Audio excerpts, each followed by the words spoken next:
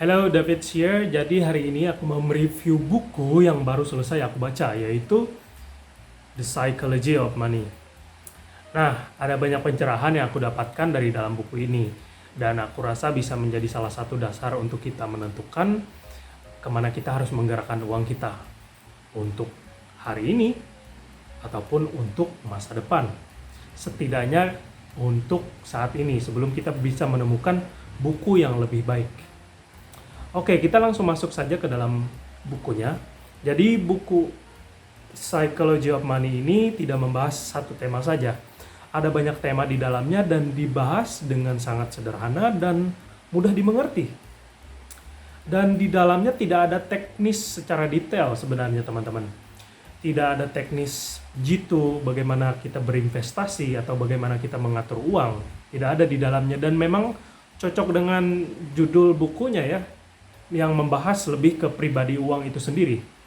Nah, ada 3 poin penting yang aku dapatkan ketika aku selesai membaca buku ini dan aku rangkumkan dan aku sangat senang untuk membagikannya kepada kalian semua.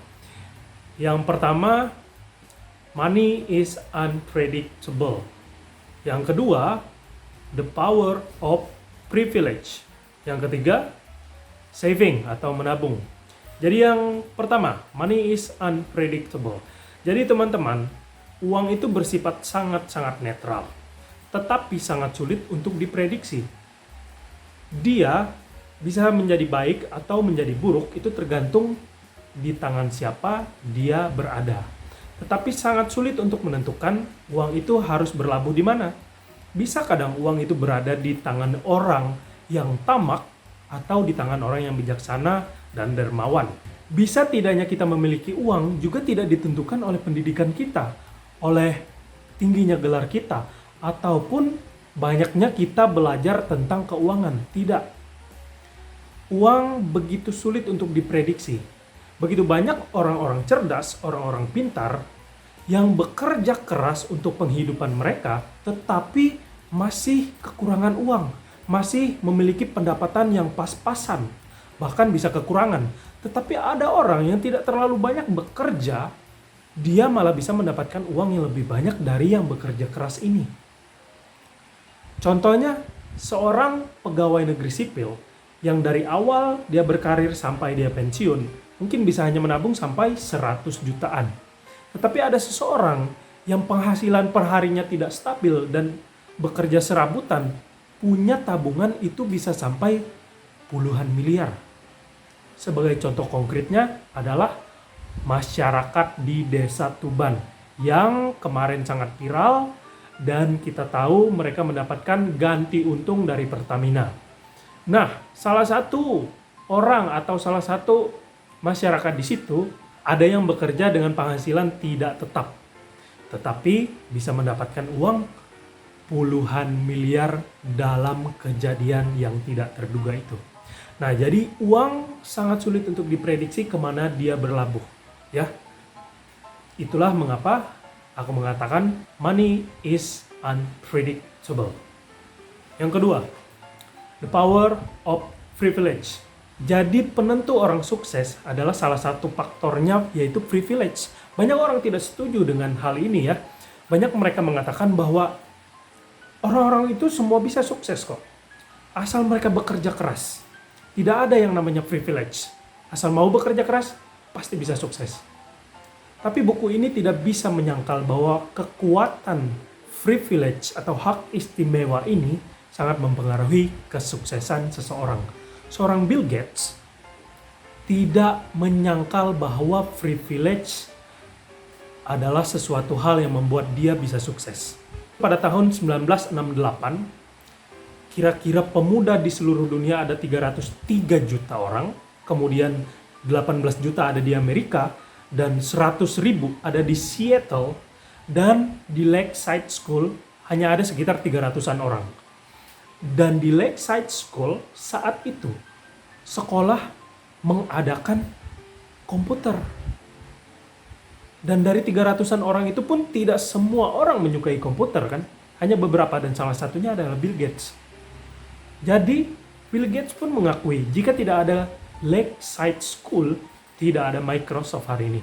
Jadi privilege itu sangat menentukan juga dari kesuksesan seseorang. Dan aku rasa tidak hanya di keuangan, di berbagai bidang pun privilege juga sangat menentukan sebagai faktor dia bisa sukses. Dan yang ketiga, saving atau menabung. Jadi saran paling praktis dan paling fundamental yang buku ini berikan kepada kita untuk mengatur keuangan adalah menabung. Bagaimana uang kita bisa stabil dan bisa berkembang dengan baik.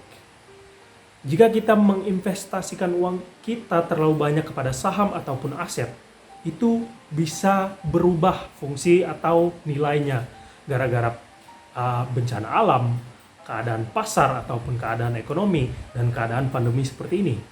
Tetapi jika kita menabung, uang tabungan kita tidak akan terpengaruh oleh apapun ya. Sedikit sekali terpengaruhnya. Kalau aset atau saham sangat berpengaruh besar.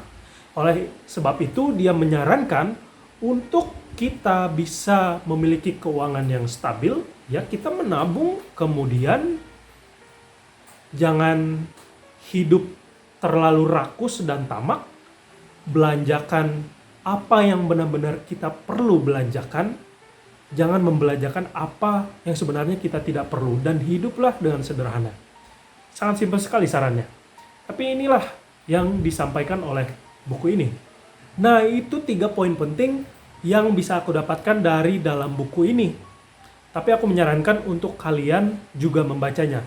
Ada banyak nilai-nilai baru ataupun pencerahan-pencerahan baru di dalam buku ini yang mungkin tidak kusebutkan. Dan aku yakin pasti banyak. Karena aku tidak akan sanggup membahas seluruh isi buku ini hanya dalam beberapa menit. Ya. Jadi aku harapkan kalian tidak hanya mendengar ini, aku mendorong juga kalian untuk menyukai membaca buku dan membaca salah satunya buku ini. Kalian bisa dapatkan di berbagai platform online, baik di Tokped, Shopee, ataupun di tempat-tempat yang lain gitu. Atau bahkan di Gramedia mungkin juga ada. Ini Psychology of Money, tulisannya Morgan Housel. Versi Indonesianya juga ada. Silakan kalian mencari. Oke, itulah yang saya sampaikan tentang review buku The Psychology of Money. Jika kalian menyukai video ini, silakan di like. Jika kalian tidak menyukai, mungkin kalian silakan bisa mendislike. Kalau menurut kalian ini penting, silakan bagikan kepada orang-orang di sekitar kalian atau ke teman-teman kalian. Silakan komentar jika kalian sudah membaca buku ini ataupun memberikan pendapat tentang apa yang saya review. Terima kasih. Bye-bye.